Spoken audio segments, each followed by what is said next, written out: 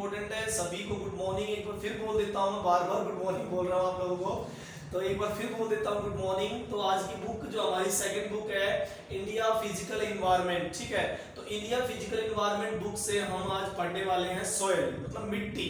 मिट्टी एक्चुअल में मिट्टी क्या होती है, आज इंडिया में देखोगे आज अलग अलग टाइप की हमारी मिट्टी हमारे इंडिया में है और हम उसका यूज भी कर रहे हैं, हम बहुत सारा फायदा भी उठा रहे हैं मिट्टी से, और हम एग्रीकल्चर भी कर रहे हैं, उस पे ब्रिज वगैरह भी बना रखे हैं, रोड भी बना हुआ है, उसके अलावा वहां पर जो है रेलवे ट्रैक भी बिछाए हुए हैं, तो बहुत सारा हम यूज कर रहे हैं। हम लैंड यूज कर रहे हैं बहुत अच्छे ढंग से इंडिया का, और काफी जगह पर फॉरेस्ट भी है, कई जगह पर जो है प्लेन एरिया भी है, बहुत सारी चीजें हमारे इंडिया में है। टोटल इंडिया का जो एरिया है वो 32,87,263 यानी कि 32,87,263 किलोमीटर का स्क्वायर किलोमीटर एरिया हमारे इंडिया का टोटल है, जिसमें अंडमान निकोबार प्लस लक्षद्वीप आइलैंड भी उसी में इंक्लूड हो जाता है, ठीक है, उसी में इंक्लूड हो जाता है, ठीक है। इसके अलावा आपने पिछले कुछ लेसन में पढ़ा भी था कि इंडिया में फिजिकल फीचर में हिमालय भी है, नॉर्दर्न प्लेन भी है, साउदर्न प्लेन प्लाटू एरिया भी है, रिवर्स भी हमने थर्ड लेसन में ड्रेनेज पैटर्न में समझ लिया था, ठीक है। और वीडियो भी मैं आपको डाल रहा हूँ बार बार, जिस बच्चे को समझ नहीं आता है समझ पाएंगे। तो देखिए सबसे पहले जो हम टॉपिक हम डिस्कशन करने वाले हैं वो है हमारा soil, the meaning of soil, ठीक है। तो मीनिंग, सोइल का मतलब क्या होता है, एक्चुअल में सोइल बनती कैसे, पहले ये समझना जरूरी है। मिट्टी बनती कैसे है, देखो हमारे जो अर्थ पे इग्नियस रॉक्स भी होती है और सेडिमेंट्री रॉक्स भी होती है, मेटामॉर्फिक रॉक्स भी होती है, मतलब कि अवसादी चट्टानें, आग्नेय चट्टानें और रूपांतरित चट्टानें, ऐसी बहुत सारी चट्टानें होती है। तो ये क्या करते हैं, दिन में सूर्य की गर्मी से फैलती हैं और रात में सिकुड़ती है, क्योंकि चट्टानों के अंदर मिनरल्स बहुत सारे होते हैं। तो ये दिन में तो क्या है फैल जाते हैं, रात में थोड़ा सिकुड़ जाते हैं, इससे चट्टानें टूटने लगती है। और जब चट्टानें टूटती हैं, जब चट्टानें टूट जाती है, अपने जगह पर टुकड़े बिखर जाते हैं, तो वो फिर और टूटते हैं, वो टूटे हुए टुकड़े फिर बार बार टूटते हैं, ठीक है। और फिर टुकड़े टूट कर बारीक कण बन जाते हैं, और फिर बारीक कणों में फिर पत्ते वगैरह, जानवरों का जो ह्यूमस वगैरह होता है, गोबर वगैरह, खाद वगैरह उसमें फिर मिक्स होनी शुरू हो जाती है, और इस तरह से सोइल का फॉर्मेशन हो जाता है, मिट्टी बन जाती है। कई बार तो इसे नदियां भी बहाकर अपने साथ ले जाती है और डिपोजिशन कर देती है, तो इस तरह से प्लेन बड़े बड़े मैदान बन जाते हैं, ठीक है। तो सोइल क्या है, एक्चुअल में सोइल का मीनिंग है soil is the mixture of rock debris, rock debris मतलब चट्टानों के टूटे हुए टुकड़े, रॉक डिब्रीज, ठीक है, चट्टानों के टूटे हुए छोटे छोटे टुकड़े रॉक डिब्रीज कहलाते हैं, and organic matters. And organic matter का मतलब है कि वो जानवरों के या पेड़ पत्तियों से जो ह्यूमस तैयार हुआ है वो ऑर्गेनिक मैटर हो गया, which develop on the earth surface, जो अर्थ सरफेस पे डेवलप होता है, जो अर्थ की सरफेस पर तैयार होती है वो सोइल होती है। मतलब कि रॉक डिब्रीज हो गए, ह्यूमस पार्ट हो गया और ऑर्गेनिक मैटर हो गए, तो उससे मिक्स होकर जो तैयार हुआ वो सोइल कहलाती है, ठीक है, उसे मिट्टी कहते हैं। तो क्लियर हो गया है, ठीक है। अभी बेटा इसमें मार्किंग मत कीजिए कुछ भी, ठीक है। सोइल के बाद मेजर फैक्टर देखिए, मेजर फैक्टर अफेक्टेड कि भाई सोइल को कौन से फैक्टर जो है इफेक्ट करते हैं। तो देखिए क्या क्या फैक्टर इफेक्ट करते हैं, पेरेंट मटेरियल, भाई जो मिट्टी जहां पर बनी है उसका वो पेरेंट मटेरियल वहां पे काम कर रहा है कि नहीं कर रहा। पेरेंट मटेरियल का मतलब होता है कि जो चट्टान, जैसे मान लो काली मिट्टी बनी है तो वो ब्लैक स्टोन से बनी होगी, ब्लैक स्टोन वहां टूट रहे होंगे और वो ब्लैक स्टोन से बन गई, तो वो उसका कहलाएगा पेरेंट मटेरियल। पेरेंट मटेरियल का मतलब है कि वो चट्टान जो टूटी है और टूट कर उससे मिट्टी बनी है वो पेरेंट मटेरियल हो गया। फिर क्लाइमेट, दूसरा फैक्टर जो मिट्टी बनने में सहायक होता है जिससे मिट्टी बनती है वो क्लाइमेट होता है। जैसे क्लाइमेट ठंडा है कि गर्म है, तो ठंडा गर्म भी बहुत इंपॉर्टेंट होता है। जैसे ठंडा क्लाइमेट है तो मिट्टी बहुत धीरे धीरे बनेगी, और अगर क्लाइमेट गर्म है तो चट्टानें फैल भी जाएंगी, रात को ठंडी होकर टूट भी जाएंगी, इरोजन होगा, बार बार अपर्दन होगा चट्टानों का, तो वहां पर मिट्टी जल्दी जल्दी बनने शुरू हो जाएगी। जो टोरिड जोन एरिया होता है, गर्म क्षेत्र होता है वहां पे, और जहां पे बारिश की कंडीशन भी ठीक होती है, तो भाई वहां पर क्या होता है मिट्टी जल्दी जल्दी बनती है। जैसे इंडिया का साउथ इंडिया है, नॉर्थ इंडिया है, ये क्या क्लाइमेटिक कंडीशन यहाँ पे बहुत हॉट होती है, गर्म क्लाइमेट होता है और फिर बारिश हो जाती है, तो ऐसे में गर्म हुई चट्टानें फिर बारिश के गिरने से जल्दी जल्दी टूटती भी हैं और जल्दी जल्दी मिट्टी बनती भी है। तो मिट्टी बनने में दूसरा फैक्टर क्लाइमेट, पहला फैक्टर पेरेंट मटेरियल कि भाई चट्टान किस टाइप की थी वैसी मिट्टी वहां पर तैयार होगी। अगर ब्लैक स्टोन थे तो ब्लैक मिट्टी बनेगी, अगर जो है थोड़े ब्राउन कलर के स्टोन थे तो वहां पर ब्राउन जो सॉइल बनेगी, ब्राउन मिट्टी बनेगी। तो वो पेरेंट मटेरियल और क्लाइमेट पे डिपेंड करता है मिट्टी का बनना। तीसरा है वेजिटेशन एंड लाइफ फॉर्म, ठीक है, वेजिटेशन एंड लाइफ फॉर्म्स कि भाई वेजिटेशन मतलब वहां पर पेड़ पौधे कैसे हैं, कितनी ज्यादा है और कितने कम है। अगर पेड़ पौधे बहुत ज्यादा है वहां पे, जैसे जंगल का एरिया हो गया मान लो, तो पेड़ की पत्तियां झड़ेंगी भी, नीचे भी गिरेंगी, तो नीचे गिर के वो मिट्टी में मिक्स होना शुरू कर देंगे, तो वो मिट्टी बहुत उपजाऊ मिट्टी मानी जाएगी, वो मिट्टी बहुत ही फर्टाइल मिट्टी मानी जाएगी। तो वो भी डिपेंड करता है वेजिटेशन एंड लाइफ फॉर्म पे कि भाई उस मिट्टी में कितना केंचुआ खाद कितनी है उसके अंदर, या फिर जीव जंतु अंदर क्या मिट्टी को जो बारीक करते हैं। जैसे कई बार नहीं होता मिट्टी में दीमक लगी होती है, जो पेड़ के डंठल पत्ते होते हैं उनको दीमक खा के मिट्टी बना देती है, तो उससे क्या मिट्टी बहुत उपजाऊ हो जाती है। तो लाइफ ऑर्गेनिज्म का मतलब है कि उस मिट्टी के अंदर छुपे हुए जीव जो इस तरह का मिट्टी को बनाने का काम कर रहे हैं वो कितने हैं, तो वो सब मिलकर मिट्टी को बढ़ाते हैं। और एक सबसे इंपॉर्टेंट पॉइंट है टाइम, जिसको मैंने राउंड किया हुआ है, टाइम।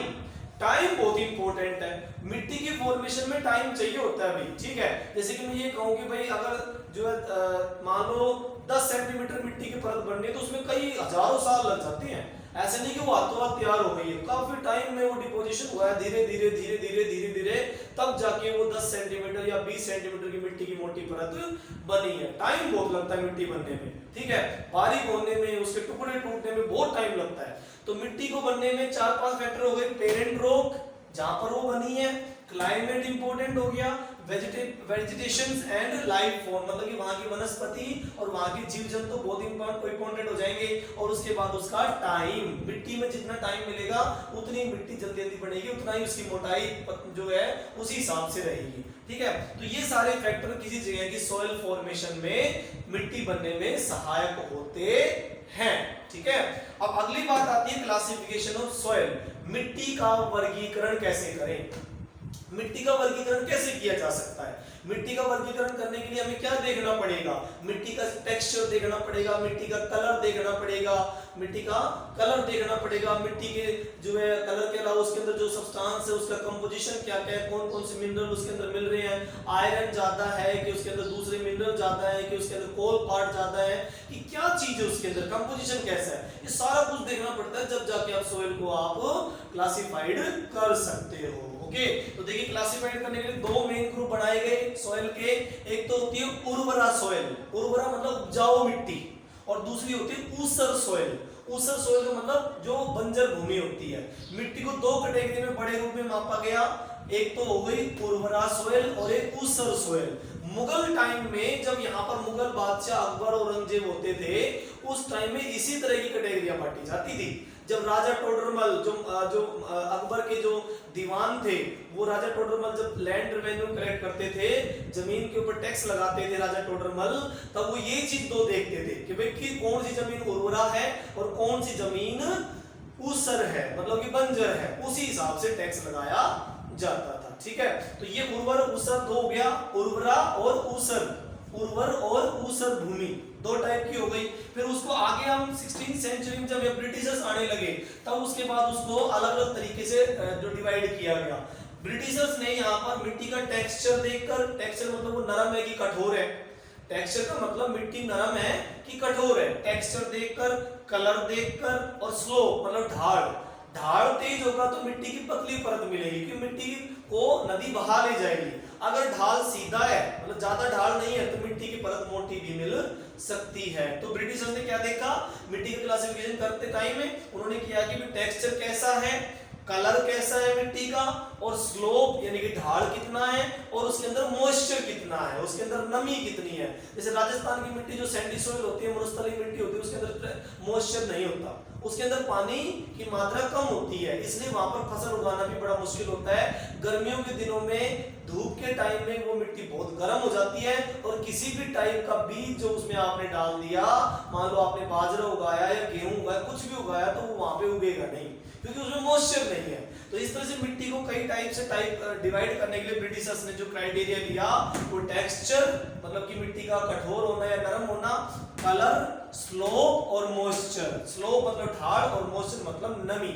ये सारी चीजें देखी और तब जाके मिट्टी को क्लासिफाइड उन्होंने किया, सोइल को क्लासिफाइड उन्होंने किया। ओके, अब अगला देखिए 1947 के बाद, आजादी के बाद, हमारे इंडिया की आजादी जब हुई, आजादी के टाइम में साइंटिफिक सर्वे होने लगा। साइंटिफिक सर्वे ऑफ सॉइल, मिट्टी का साइंटिफिक सर्वे होने लगा। क्यों?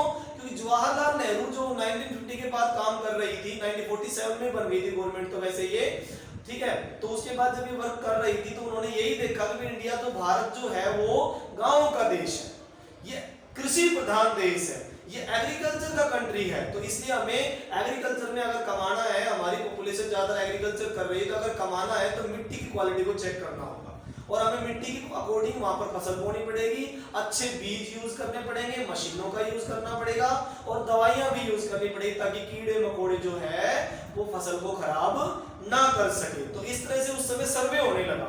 आजादी के बाद साइंटिफिक सर्वे होने लगा मिट्टी का सॉइल का साइंटिफिक सर्वे होने लगा, ठीक है, और फिर सॉइल सर्वे डिपार्टमेंट बनाया गया। 1956 में फिर एक डिपार्टमेंट बना दिया, सॉइल सर्वे ऑफ इंडिया।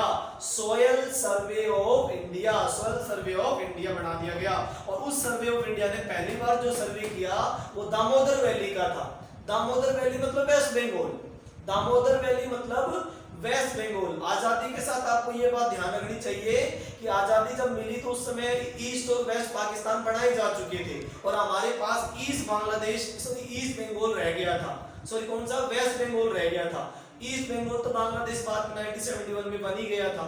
तो इस तरह से बंगाल में दामोदर वैली में सॉइल सर्वे किया गया। कब? 1956 के टाइम में, ठीक है। और फिर यहाँ पर एक डिपार्टमेंट और बना, उसके बाद एक और डिपार्टमेंट बना, ICAR। आई फॉर इंडिया, ए माने AC, सी मतलब कॉन्सिल, ए माने एग्रीकल्चर और आर माने मतलब कि रिसर्च, कि Indian council of agriculture research, ये डिपार्टमेंट यहाँ पर बनाया गया। ICAR बनाया गया, मतलब कि Indian council of agriculture research, जो सेंटर बनाए गए इंडिया लेवल पे और इंडिया की सोइल को चेक करने के लिए, इंडिया की सोइल पे सर्वे करने के लिए ये डिपार्टमेंट तैयार था, ठीक है, ये डिपार्टमेंट तैयार था। तो पहले वाला कौन सा बना? Scientific survey of soil. दूसरे वाला कौन सा बना? Soil survey of India 1956। अगर ऑब्जेक्टिव टाइप क्वेश्चन आज का टेस्ट होता है तो इस तरह के डाटा जरूर आएंगे। अगर आज का ऑब्जेक्टिव टेस्ट हुआ तो उसमें ये डाटा, इस तरह के डाटा जरूर आएंगे कि भाई ये वाला डिपार्टमेंट सॉइल सर्वे डिपार्टमेंट कब बना? 1956 में। ICAR जो है इसके बाद बना, इसकी फुल फॉर्म क्या है, ऐसा कोई डाटा आ सकता है। एक ये USA का है, United state department of agriculture, USDA, जिसमें सॉइल टेक्सोनॉमी देखा गया है। यूनाइटेड स्टेट मतलब अमेरिका का एक डिपार्टमेंट है जिसमें सॉइल टेक्सोनॉमी देखते हुए सॉइल का टेक्सचर के अकॉर्डिंग मिट्टी को वर्गीकरण किया गया है, उसका क्लासिफिकेशन किया गया है। तो यहां तक समझ में आ गया। पहले मैंने बताया मिट्टी क्या होती है तो वो बता दिया मैंने। दूसरा वाला हो गया मेजर फैक्टर कौन कौन से होते हैं, तो ये बता दिया, पेरेंट रो, क्लाइमेट, वेजिटेशन, टाइम, ये सब मैंने बता दिया। उसके बाद क्लासिफिकेशन दो टाइप की होती थी। मुस्लिम टाइम में तो वो उर्वरा और ऊसर होती थी, फिर बाद ब्रिटिश टाइम में 16th सेंचुरी में इसे टेक्सचर, कलर, स्लोप और मॉइस्चर के अकॉर्डिंग देखा जाने लगा। और उसके बाद डिपार्टमेंट बने आजादी के टाइम में। आजादी के बाद पहला बना था साइंटिफिक सर्वे ऑफ सॉइल, फिर उसके बाद बना सॉइल सर्वे ऑफ इंडिया 1956 और उसके बाद बना ICAR, Indian council of agriculture research. और उसी तरह से एक अमेरिका का भी है, United state department for agriculture मतलब कि सॉइल टेक्सोनॉमी चेक करने के लिए ये बनाया गया था, ठीक है। अब उसके बाद देखिए अगला जो है हमारा टॉपिक है, आप देख पा रहे हो वो है सॉइल क्लासिफाइड इन इंडिया। तो सॉइल इंडिया में जो क्लासिफाइड की जाती है, मिट्टी को जो क्लासिफाइड किया जाता है वो मेनली जेनेसिस बेस पे।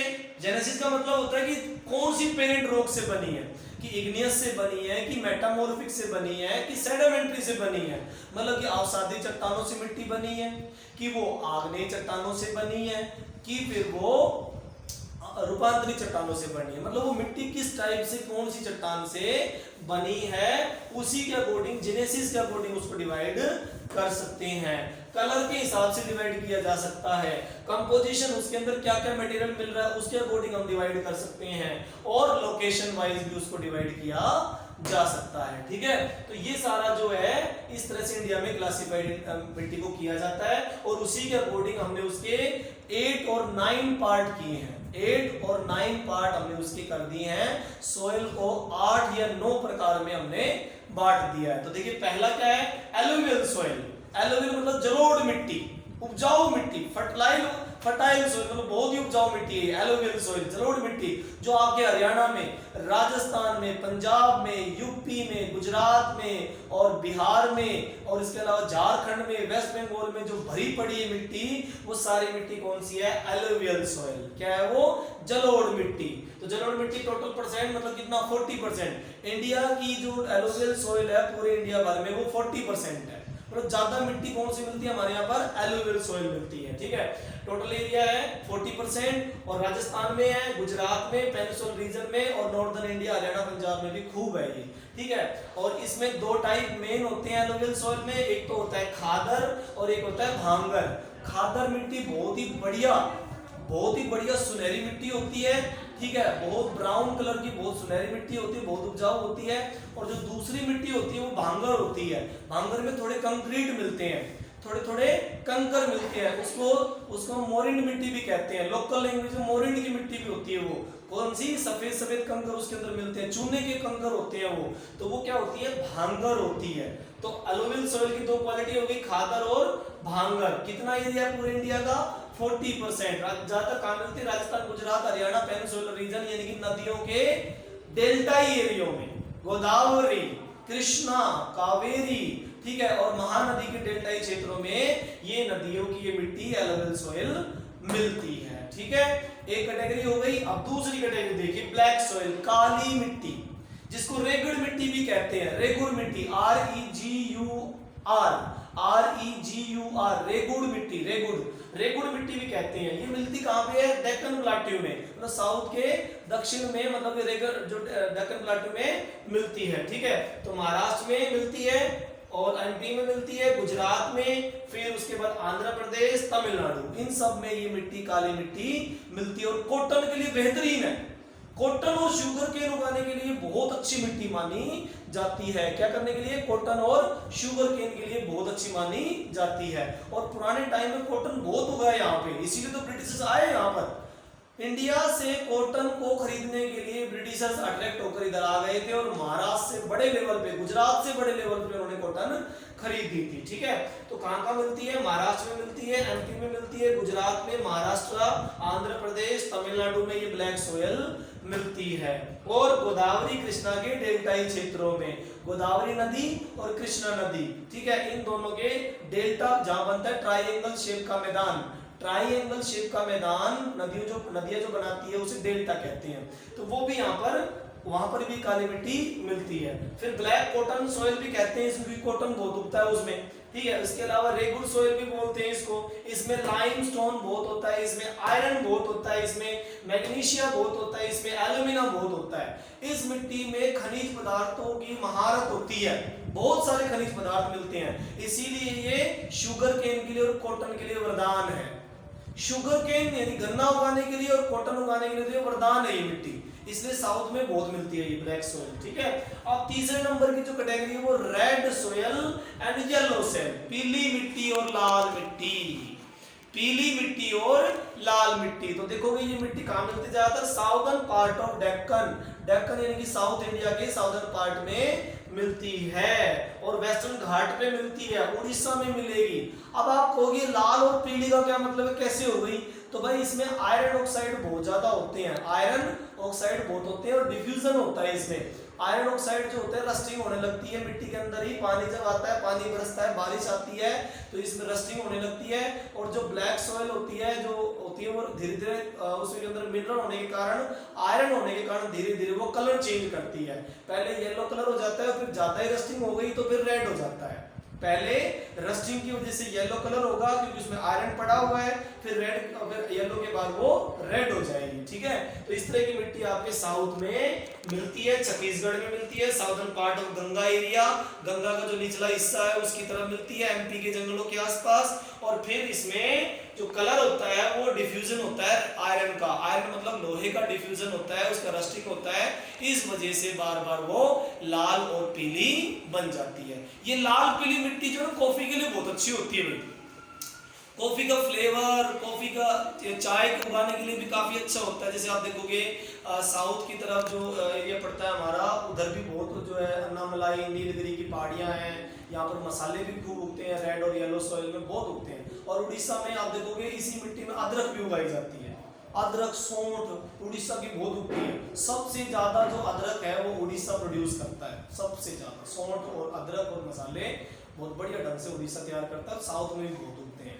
ठीक है। तो ये हो गया आपकी रेड सॉइल। अब थर्ड हो गई हमारी, पहली वाली एलुवियल सॉइल हो गई, दूसरी वाली ब्लैक सॉइल हो गई, और तीसरी वाली हमारी हो गई रेड सॉइल या येलो सॉइल। अब 4 नंबर पे जो आती है हमारी वो सॉइल है लेटराइट सॉइल।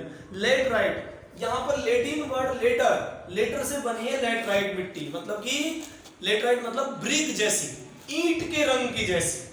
जैसे ईंट का कलर होता है ना, ईंट मतलब घरों में जब ईंटें लगाते हैं, हम चिरते हैं, मकान बनाते हैं, तो उसमें जो ईंट का कलर होता है वैसा ही कलर इस मिट्टी का हो जाता है, इसीलिए इसको लेटराइट मिट्टी कहा गया। मतलब लाल रंग की मिट्टी, मतलब कि ब्रिक जैसी मिट्टी, ठीक है। ये ज्यादातर आपको तमिलनाडु और आंध्र प्रदेश में मिलेगी। कहाँ मिलेगी? तमिलनाडु और आंध्र प्रदेश में। रीजन वही होगा, आयरन बहुत मिलता है इसमें, इसलिए से रेस्टिंग ज्यादा होती है और फिर ये मिट्टी लाल जैसी हो जाती है। एक बड़ी बात यहाँ कि इसमें हाई टेम्परेचर और हाई रेनफॉल ज्यादा होती है। जिस एरिया में हाई टेम्परेचर और हाई रेनफॉल हो वहां पे लेटराइट सॉइल जो है बहुत मिलेगी, पहाड़ियों की तलहटी में मिलेगी।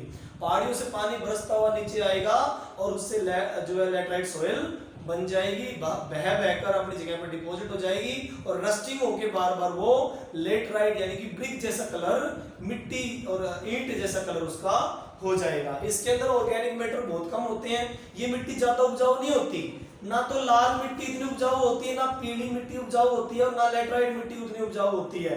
क्यों? क्योंकि इसके अंदर ऑर्गेनिक मैटर जो बहुत कम मिलेंगे। ऑर्गेनिक मतलब कि खाद वगैरह कम मिलता है इसमें, नाइट्रोजन और कैल्शियम भी बहुत ही कम मिलता है। Poor in organic, poor in nitrogen and poor in calcium, तीनों ही में इसमें बहुत कम मिलते हैं, इसमें मिलते ही नहीं है, ठीक है। इसमें मिलता क्या है? फिर इसमें मिलते हैं आयरन ऑक्साइड, ज्यादा मात्रा में आयरन के तत्व मिलते हैं, आयरन ऑक्साइड बहुत मिलता है इसमें, और पोटाश भी बहुत मिलता है इसमें, ठीक है। इस वजह से इसका कलर ब्रिक जैसा हो जाता है। अब देखिए अगला है एरिड सोयल, मतलब कि मरुस्थली मिट्टी, बालू रेत, इसको कहते हैं हम बालू रेत, बालू रेत वाली मिट्टी। तो ये ब्राउन कलर की होती है, इसको आप हाथ में पकड़ेंगे तो ये पकड़ में नहीं आती है, छूट जाएगी पूरी तरह से, क्योंकि मॉइस्चर नहीं होता। क्योंकि इस मिट्टी में मॉइस्चर नहीं होता इसलिए ये एरिड सोयल कहलाती है, और हवा तेज चलने पर ये उसे उड़ाकर भी ले जा सकती है। हवा जब तेज चलती है राजस्थान में तो ये मिट्टी को उड़ा ले जाती है और मिट्टी का इरोजन यानी कि अपरदन हो जाता है, ठीक है। तो देखिए जनरली कहाँ मिलेगी? ये जनरली सैंडी सॉइल है, ये कॉमन साल्ट, इसमें साल्ट भी यानी कि खारी भी होती है थोड़ी थोड़ी, ये मिट्टी खारी होती है, साल्ट होता है इसमें, और हाई इवेपोरेशन होता है, ज्यादा पानी उड़ जाता है मिट्टी में से, तो इसलिए मॉइस्चर बहुत कम मिलेगा। राजस्थान में पड़ती है बहुत भयंकर गर्मी थार के मरुस्थल में, तो उस थार के मरुस्थल में सैंडी सॉइल बहुत मिलेगी आपको। मिट्टी के अंदर पानी होता ही नहीं है, इसलिए वहां पे एग्रीकल्चर भी ना के बराबर ही होती है। वो तो बात अलग है कि राजस्थान नहर जो बनी हुई है वो वहां तक अब पानी पहुंचा रही है, तो काफी अच्छा काम हो रहा है वहां पे, नहीं तो उस मिट्टी में फसल नहीं उगनी होती है, ठीक है। तो देखिए ये कहाँ मिलती है? ज्यादातर राजस्थान में, ठीक है। तो ये हो गई आपकी एरिड सॉइल। और 6 नंबर है सैलिन सॉइल, मतलब कि खारे मिट्टी। तो ये खारी मिट्टी ज्यादातर राजस्थान और गुजरात में मिलती है। जैसे राजस्थान में लूनी रिवर, आपने पढ़ा था लूनी रिवर, नमक वाली नदी, तो नमक वाली नदी जो है उसके नजदीक जो मिट्टी मिलेगी वो सालिन सॉइल मिलेगी। या तो गुजरात के आसपास है, वेस्ट बंगाल के पास है। गुजरात का याद है जहां पर गांधी जी ने वो साबरमती आश्रम से दांडी यात्रा की थी, सविनय अवज्ञा आंदोलन, सिविल डिसोबीडियंस मूवमेंट। तो आप देखोगे वहां की जो मिट्टी है वो खारी मिट्टी होती है, मिट्टी के ऊपर दूर दूर तो सफेद नमक जमा होता है, और सफेद नमक की वजह से वो सफेद मिट्टी नजर आती है, उसको कहते हैं हम सालिन सॉइल, मतलब कि सफेद मिट्टी या फिर खारी मिट्टी, उसको खारी मिट्टी कहा जाता है। तो ये ज्यादा गुजरात का कच्छ-भुज एरिया और वेस्ट बंगाल में वो मिलती है। और अगली मिट्टी होगी पीटी सॉइल। पीटी सॉइल मतलब बिहार और उत्तराखंड की मिट्टी, बिहार और उत्तराखंड की मिट्टी पीटी सॉइल। ये पीटी सॉइल क्या है? पीटी सॉइल मतलब कि पहाड़ियों की तलहटी में मिट्टी के इरोजन से मिक्स मिट्टी के इरोजन होता है, बार बार नदियां वहां पर बहकर आती है और वो मिक्स कर देती है, कंक्रीट वगैरह सारा मिक्स कर देती है और बाढ़ की मिट्टी कहलाती है ज्यादातर। कैसी मिट्टी होती है? बाढ़ की। मतलब कि ये मान लीजिए बजरी जैसी मिट्टी होती है, जैसे बजरी हम यहाँ पे यूज करते हैं ना घर मकानों में, तो वैसी मिट्टी होती है, वो बिहार और यूपी उत्तराखंड के आसपास ज्यादा मिलती है। और फिर फॉरेस्ट सॉइल, लास्ट वाली जो है फॉरेस्ट मतलब जंगली मिट्टी। तो भाई जंगली मिट्टी जंगल में मिलेगी। अब जंगल कहाँ बचे हैं? या तो एमपी में बचे हैं या फिर आपकी सेवन सिस्टर हिल्स में बचे हैं। सेवन सिस्टर जो हमारी है वहां पर भी ये जंगली मिट्टी या फॉरेस्ट सॉइल मिलती है, ठीक है। और अब आगे जो दो टॉपिक बच गए वो आपके हैं सॉइल डिग्रेडेशन। सॉइल डिग्रेडेशन एक ऐसा टॉपिक है जिसमें ये बताया जाता है कि मिट्टी की गुणवत्ता नष्ट हो रही है, धीरे धीरे सॉइल डिग्रेड हो रही है। मतलब कि मिट्टी की जो अच्छी गुणवत्ता थी, पहले उपजाऊ मिट्टी थी, वो धीरे धीरे खत्म होती जा रही है। सॉइल डिग्रेडेशन, मिट्टी का अपरदन, मिट्टी का अपक्षरण, ये सारे सॉइल डिग्रेडेशन में आते हैं। अब आप कहोगे क्यों हो रहा है सॉइल डिग्रेडेशन, मिट्टी खराब कैसे होती जा रही है? तो भाई हम लोग ज्यादा मात्रा में पॉइजनस जो है जो दवाइयां यूज कर रहे हैं, इसके अलावा हम खरपतवार खत्म करने के लिए जो है उसके लिए भी दवाइयां यूज कर रहे हैं, इसके अलावा हम अच्छे हाई यील्डिंग वैरायटी के सीड्स यूज कर रहे हैं, और जो ये यूरिया खाद यूज कर रहे हैं, यूरिया जो है खाद यूज किया जा रहा है। इसके अलावा जो है और भी बहुत सारे टाइप के हम जो है पेस्टिसाइड यूज कर रहे हैं। तो इससे क्या है, मिट्टी जो है धीरे धीरे खराब होती जा रही है। मिट्टी को आदत हो जाती है कि जब तक उसमें यूरिया वगैरह या जो है आप उसमें खाद नहीं डालोगे तब तक वो फसल देती नहीं है। तो इससे क्या सॉइल डिग्रेडेशन हो रहा है। एक तो ये हो गया। दूसरा क्या है कि एक ही खेत में, एक ही एरिया में अगर बार बार क्रॉपिंग किया जाएगा तो उसको टाइम नहीं मिलता दोबारा से फर्टाइल होने का, मिट्टी को टाइम नहीं मिलता दोबारा से फर्टिलिटी हासिल करने का, उपजाऊ होने का। तो उस टाइम की कमी की वजह से भी मिट्टी क्या है, डिग्रेड हो जाती है। और तीसरा पॉइंट है कि ह्यूमन जो है उसको जानबूझ के खराब कर देता है। कई बार ऐसा भी होता है, जैसे कि फैक्ट्री वगैरह बनी हुई है, फैक्ट्री जो बेकार जो वेस्ट मटेरियल होता है वो कई बार जमीनों पर डाल दिए जाते हैं, मिट्टी पर डाल देते हैं। पॉलीथीन है, हॉस्पिटल स्क्रैप है, होटल स्क्रैप्स जो होते हैं, होटल की जो कूड़ा कचरा होता है, ये सब क्या है मिट्टी के ऊपर डाल देते हैं। थैलियां वगैरह होती है, उसके अंदर प्लास्टिक बोतलें होती हैं, तो उससे क्या मिट्टी खराब हो जाती है, बेकार हो जाती है और फसल के लायक नहीं रहती, पॉइजनस हो जाती है।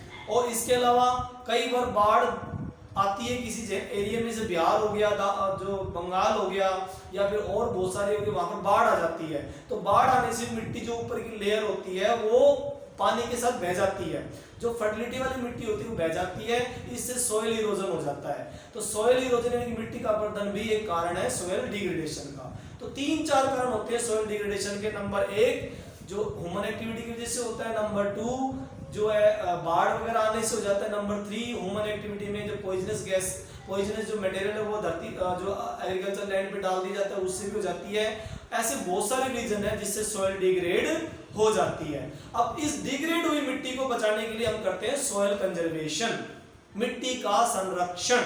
सॉइल कंजर्वेशन, जब लैंड डिग्रेड हो जाएगी तो उस डिग्रेडेड लैंड को बचाने के लिए हम करेंगे सॉइल कंजर्वेशन, मिट्टी का संरक्षण। तो मिट्टी का संरक्षण करते हुए बहुत सारी चीजें करनी पड़ती है, जैसे कि तो रूल्स बनाने पड़ते हैं फैक्ट्रियों पर, कारखानों पर, और जो वेस्ट मटेरियल डाल रहे हैं उनके ऊपर रूल बनाने पड़ते हैं, गवर्नमेंट रूल बनाती है और वो वेस्ट मटेरियल उनको मिट्टी पर डालने के लिए या खेतों में डालने के लिए मना करती है, ठीक है। तो उससे क्या है, लोगों को थोड़ा सा दिमाग लगाते हैं, थोड़ा सा अवेयर हो जाते हैं, थोड़ा डर भी जाते हैं। रूल रेगुलेशन बनने के बाद में मिट्टी को बचाया जाता है, ठीक है। एक चीज और है सॉइल कंजर्वेशन में, मिट्टी संरक्षण में एक और चीज मेन होती है, उसमें यह देखा जाता है कि मिट्टी की क्वालिटी कैसी खराब हो गई है। मान लो आपने उसमें यूरिया ज्यादा यूज किया है या पोटाश ज्यादा यूज किया है, या फिर आपने उसमें नाइट्रोजनिक जो नाइट्रोजनिक और फास्फेट जैसे जो खाद होते हैं वो आपने ज्यादा यूज किया है, या पेस्टिसाइड ज्यादा यूज किया है, तो आपने मिट्टी को पॉइजनस कर दिया है। तो ऐसे मिट्टी को चेक करके और चेक करवा के लेबोरेटरी में उसको उसी के अकॉर्डिंग उसका ट्रीटमेंट किया जाता है, सर्वे किया जाता है। मिट्टी का सर्वे किया जाता है, कितनी मिट्टी खराब हो गई है, कितना उसका क्या उसमें डैमेज हुआ है, किस तरह से हुआ है, वो सारा कुछ चेक किया जाता है। ये भी सॉइल कंजर्वेशन में आता है और फिर लोगों को और किसानों को अवेयर किया जाता है कि किस टाइप की मिट्टी में किस तरह की फसल उगाई जाएगी और किस मौसम में उगाई जाएगी, ताकि वहां पर ज्यादा से ज्यादा फसल हो सके। ये सारे के सारे मेथड सॉइल कंजर्वेशन में डाले जाते हैं। सॉइल कंजर्वेशन में किसानों को इस तरह से अवेयर किया जाता है कि वो बढ़िया से बढ़िया कम से कम टाइम में ज्यादा से ज्यादा मिट्टी का अच्छा यूज करके फायदा उठा सकता है। ड्रिपिंग सिस्टम, ड्रेनेज सिस्टम, इसके अलावा इरिगेशन सिस्टम भी कराया जाता है, ताकि डिग्रेड हुई सॉइल को, मरुस्थलीय मिट्टी को या फिर एरिड सॉइल को या लेटराइट सॉइल को या फिर रेड या येलो सॉइल को उपजाऊ बनाया जा सके, उसके अंदर ह्यूमस की परसेंटेज बढ़ाई जाए, उसके अंदर वाटर की परसेंटेज बढ़ाई जाए, इस तरह से उसके अंदर आप परसेंटेज बढ़ाकर उसको अच्छा कर सकते हैं। तो ये टॉपिक था आपका सॉइल, जिसमें आपने पहले तो उसको डिवाइडेशन कर लिया और डिवाइडेशन करने के बाद उसके अलग अलग कैटेगरी को हमने समझ लिया और वो कहाँ पर मिलती है, कौन सी मिट्टी, वो समझ लिया। फिर हमने सॉइल डिग्रेडेशन पढ़ लिया। सॉइल डिग्रेडेशन क्या होता है, मिट्टी की क्वालिटी का घट जाना ही सॉइल डिग्रेडेशन होता है। और फिर बाद में हमने सॉइल कंजर्वेशन को समझ लिया कि मिट्टी को खराब होने से या डिग्रेड होने से कैसे बचाया जाए। ओके, तो आज के लेसन में इतना ही। Thank you, have a nice day. Thank you students.